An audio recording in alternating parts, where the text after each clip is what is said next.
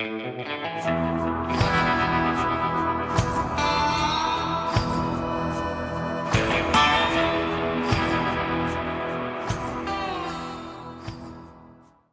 Long Branch Saloon gunfight on April 5, 1879, was a gunfight that took place at the famed Long Branch Saloon in Dodge City, Kansas, between Frank Loving and Levi Richardson, both gamblers who frequented the saloon.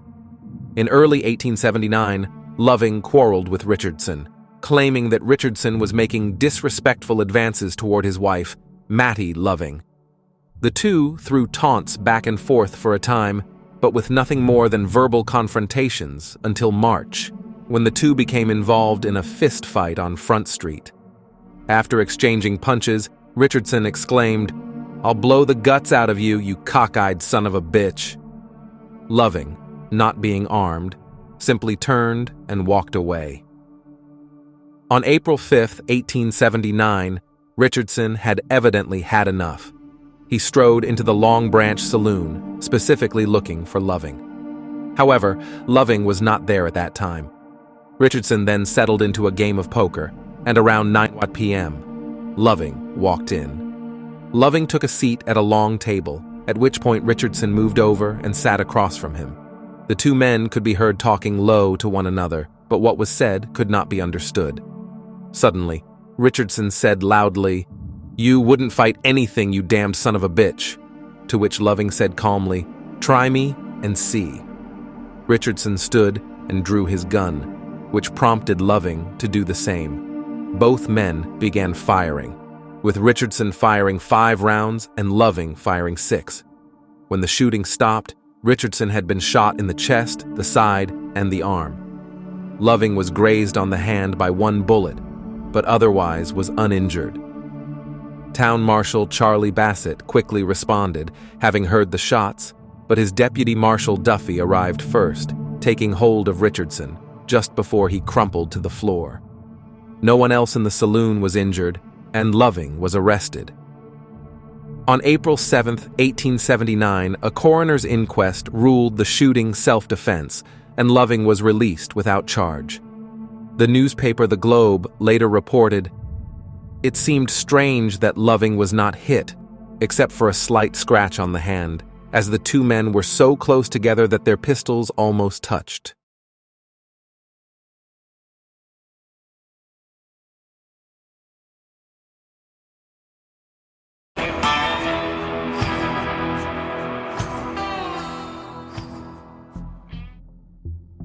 Doc Holliday. The whereabouts and occupation of this notorious individual, so well known in Arizona, have for some time been lost sight of, and the following Leadville special to the Denver Tribune-Republican, dated March 27th, may be of interest to his acquaintances. The trial at Doc Holliday, the man with a bloody record, on the charge at shooting Billy Allen, a bartender, on August last, with intent to murder, began in the criminal court before Judge Goldthwait this morning. A jury was impaneled and the evidence commenced, but the wrangling among the lawyers delayed it materially. The difficulty grew out at an old dispute in Tombstone, Arizona, in which Holliday was the ringleader on the one side, and John Tyler, who is now dealing for a faro bank here, was on the other. Holliday and Tyler both left Tombstone after the latter had declined to fight a duel with the former at 10 paces and met in Leadville. Tyler was a Pacific, and Holliday is an Easterner. There was an undistinguishable rivalry and animosity existing between the factions. The old imbroglio was rankling in their breasts here, and Tyler and his friends did everything to prejudice the public against Holliday. Allen was among those sympathized with the Tyler crowd, and Holliday put him down as an enemy. Some financial difficulty arose between Allen and Holliday, the matter assuming the shape of a quarrel. Allen is alleged by Holliday's friends to have said that he would do him up, while Allen asserts that he said he would whip him. At any rate, on the day of the tragedy, a number of Holliday friends went to his room and represented to him that Allen was seeking him with a revolver.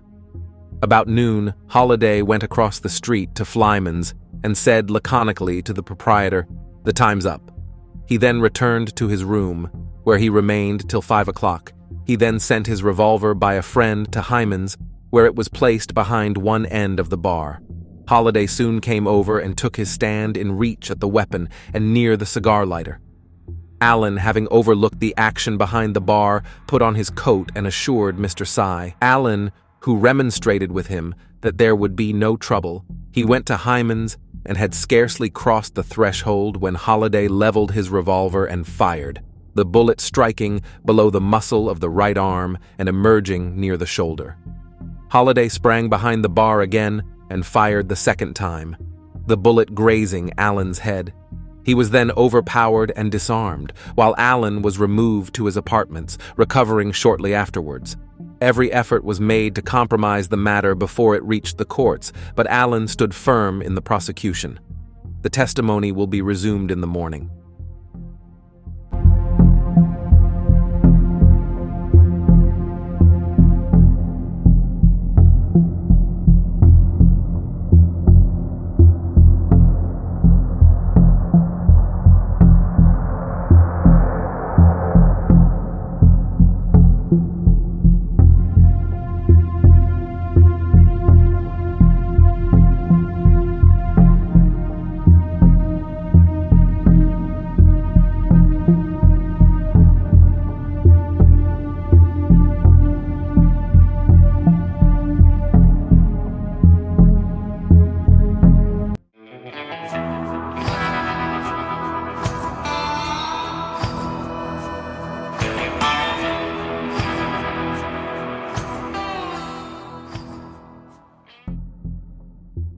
Wild Bill.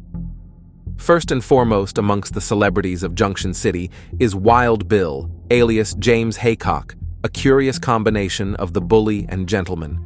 A graphic but highly exaggerated history of him may be found in Harper's Magazine for February.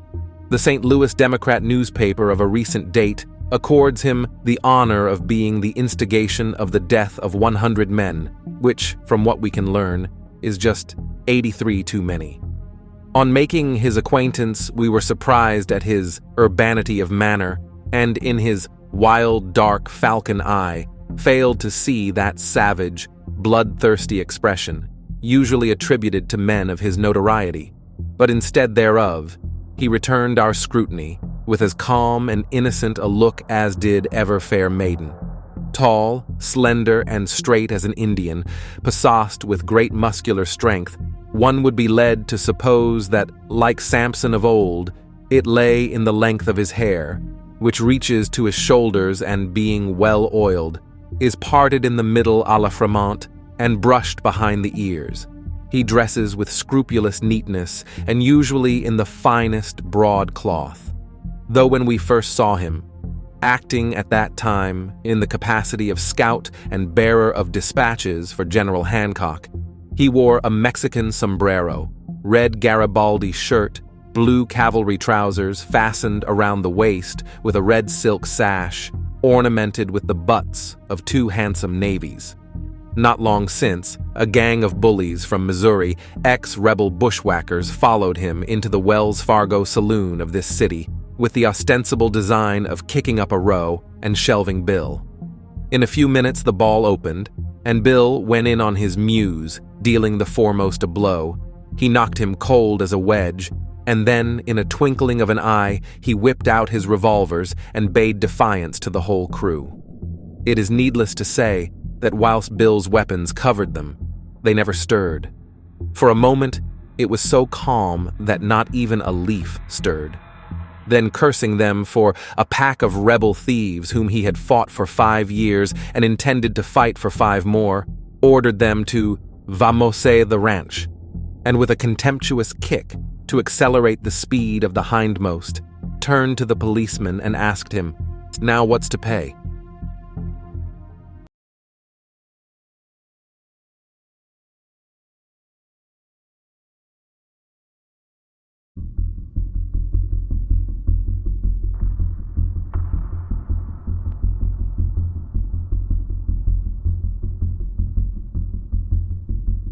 I have seen many illustrations and pictures of this charge on the San Juan Hills, but none of them seem to show it just as I remember it.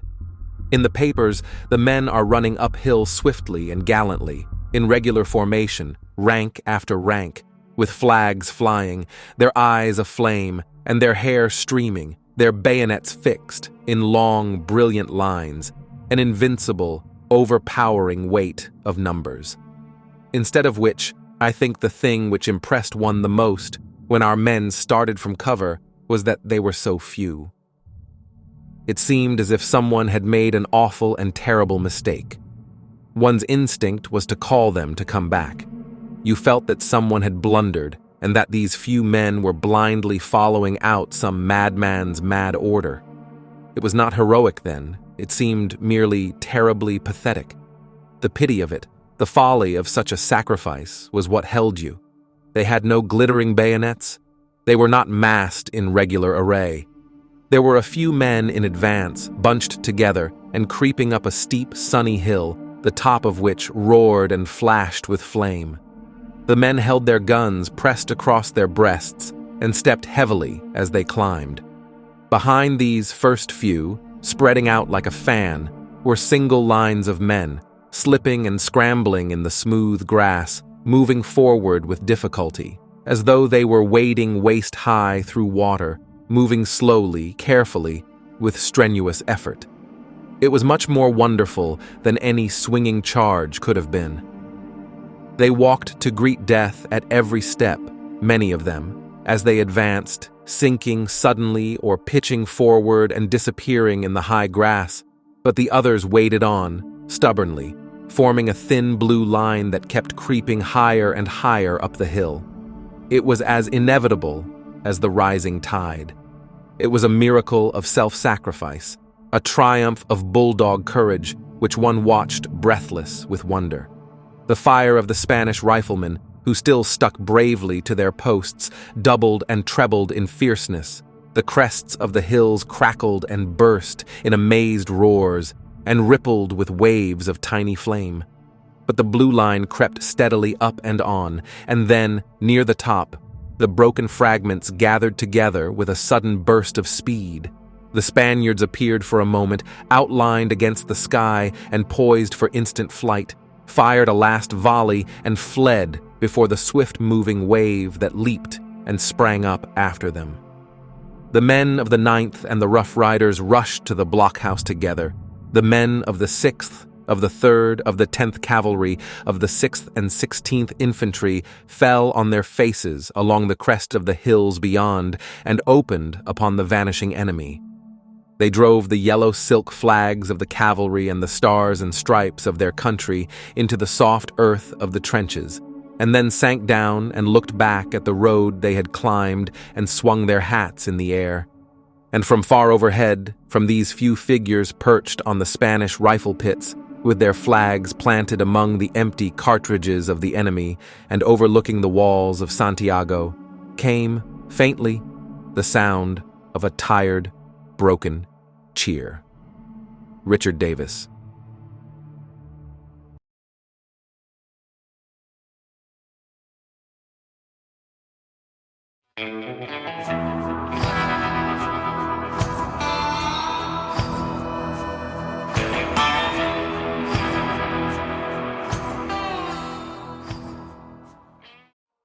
The fort to which my father belonged was 3/4 of a mile from his farm. But when this fort went to decay and was unfit for use, a new one was built near our own house. I well remember, when a little boy, the family were sometimes waked up in the dead of night by an express with the report that the Indians were at hand. The express came softly to the door and by a gentle tapping raised the family. This was easily done, as an habitual fear made us ever watchful and sensible to the slightest alarm. The whole family were instantly in motion. My father seized his gun and other implements of war. My mother waked up and dressed the children as well as she could. Being myself the oldest of the children, I had to take my share of the burdens to be carried to the fort. There was no possibility of getting a horse in the night to aid us.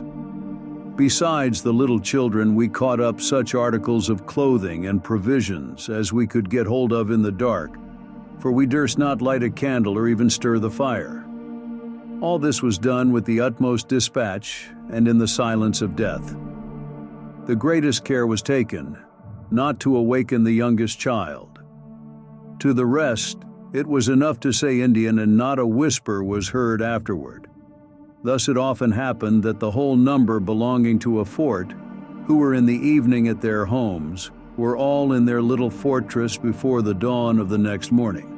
In the course of the next day, their household furniture was brought in by men under arms. Some families belonging to each fort were much less under the influence of fear than others. These often, after an alarm had subsided in spite of every remonstrance, would remove home, while their more prudent neighbors remained in the fort. Such families were denominated foolhardy, and gave no small amount of trouble by creating such frequent necessities of sending runners to warn them of their danger, and sometimes parties of our men to protect them during their removal.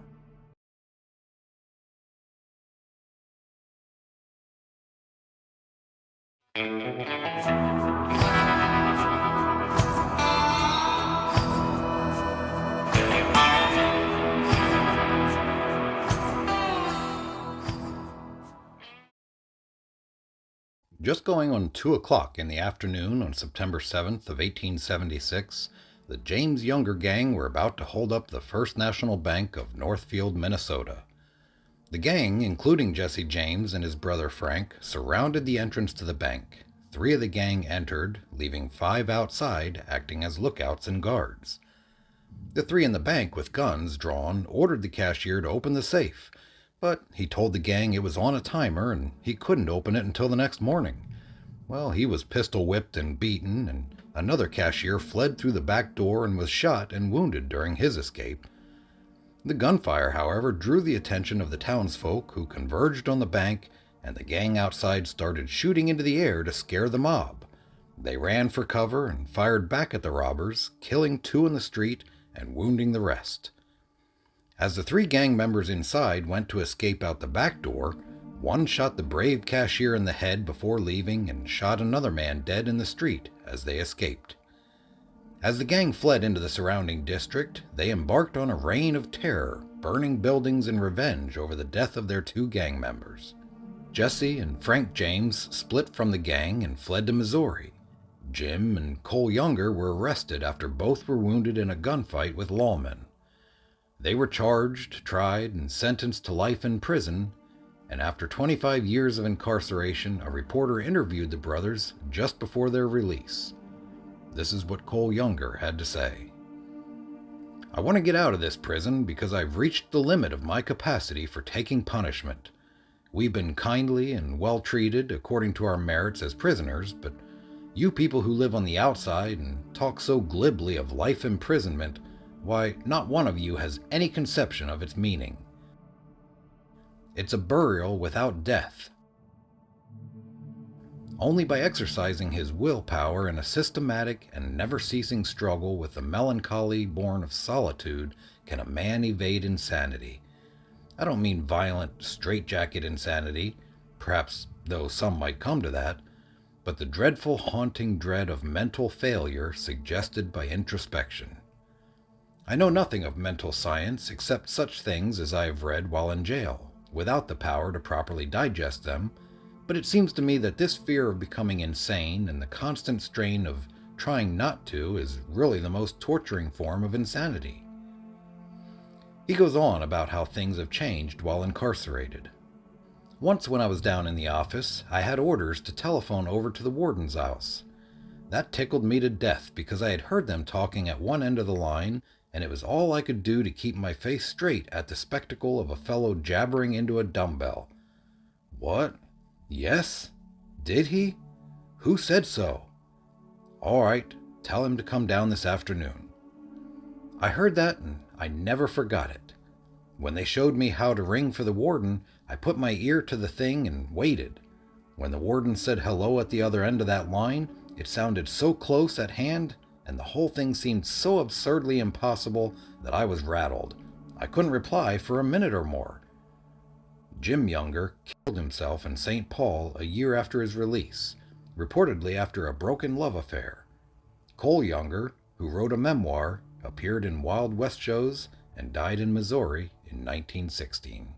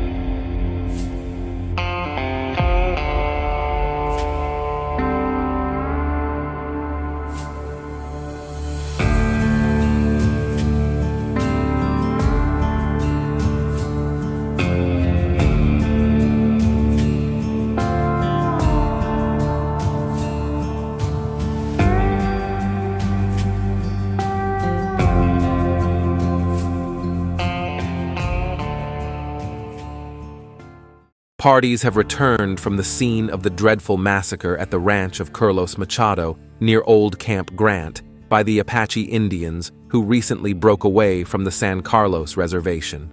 They report that on their way out from Tucson, they met near Canada del Oro a Mexican named Benito Carrillas, who had almost miraculously escaped from the massacre, of which he was the sole survivor. He was wounded by a bullet shot through the wrist. He gave the following narrative of the attack, which was witnessed from a distance by poor Machado, who fled with the terrible tidings to Tucson. On the morning of the massacre, Carrillas and 2 other men were at work near and in front of Machado's house. They saw a large number of Apaches approaching, but at first felt no alarm, because the Indians were accustomed to visiting the ranch. On arriving at the place, the Apaches asked for 2 of the men employed there, Roman Esmerdon and Mendoza. They were informed that the men were away. The Indians then went into the corral and formed into lines like soldiers. Then, for the first time, Del Oro and his companions anticipated treachery. They at once rushed into the house and closed the doors. The Apaches instantly opened fire, shooting through the windows and almost immediately killing the woman and 2 children. The Indians then set fire to the house and with an axe made a hole into the room where the 3 men were and soon smoked them out. The men retreated into another house on the opposite side of the corral. Juan Jesus Vasquez was killed soon after getting into the room, and soon afterward Rafael Romano was also killed, leaving Carrillas, as the Apaches thought, their victims. As soon as Romano fell, Carrillas took his dead comrade's gun and fought his way through to the river, escaping death by a miracle. He lay secreted in the brush by the river all day and night, and then made his escape. Carrillas says the corral was full of Apaches, but he does not know the number. The band was led by Pach Arrow, who shot Carrillas in the wrist and who also killed the woman. A number of the old Camp Grant Indians were recognized among the band. The party from Tucson found the bodies of Machado's wife and 2 children and of the 2 men and buried them. The house had been burned, and everything on and about the premises was destroyed except a few hogs and chickens. Among the property destroyed or taken was 1 shotgun, a pistol, 18 head of cattle, 3 horses, a large amount of corn and beans, and all the clothing and household furniture.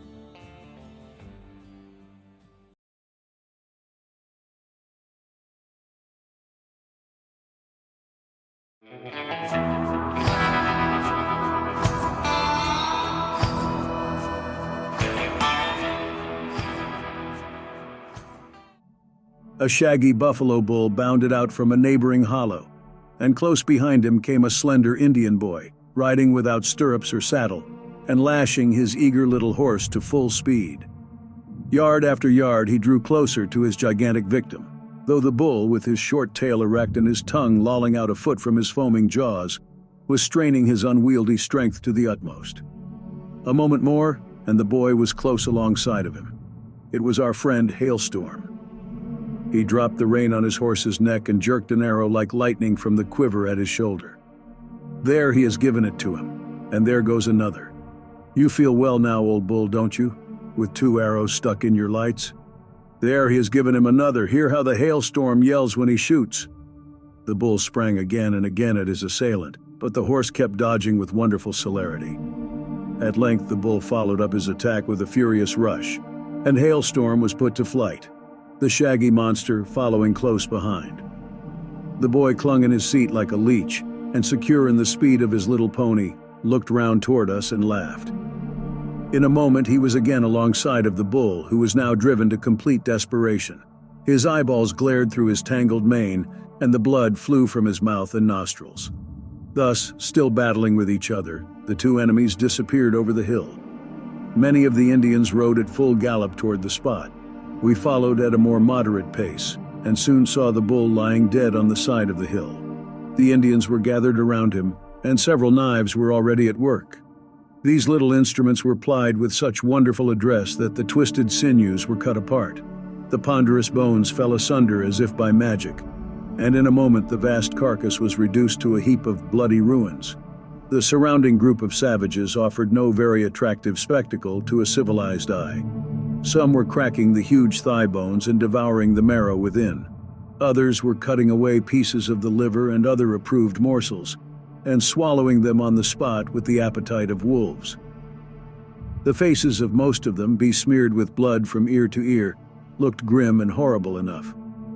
My friend White Shield proffered me a marrow bone so skillfully laid open that all the rich substance within was exposed to view at once.